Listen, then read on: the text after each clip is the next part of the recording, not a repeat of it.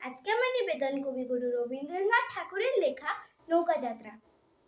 মধুমাঝির ওই যে নৌকোখানা বাঁধা আছে রাজগঞ্জের ঘাটে, কারোর কোনো কাজে লাগছে না তো, বোঝাই করা আছে কেবল পাটে।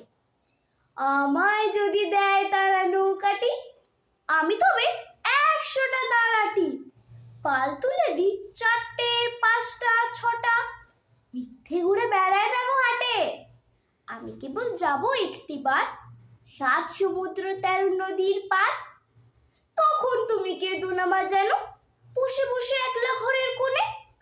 আমি তো মা যাচ্ছি নিকো চলে, রামের মতো 14 বছর বনে। আমি যাব রাজপুত্র হয়ে, নৌকো ভরা সোনা মানিক বয়ে। আশুকে আর শ্যামকে দেবো সাথে, আমরা শুধু যাবো মা 3 জনে। আমি কেবল যাব একটিবার 7 সমুদ্র 13 নদীর পার। ভোরের বেলা দেব নৌকো ছেড়ে, দেখতে দেখতে কোথায় যাব বেশি। দুপুরবেলা তুমি পুকুর ঘাটে, আমরা তখন নতুন রাজার দেশে।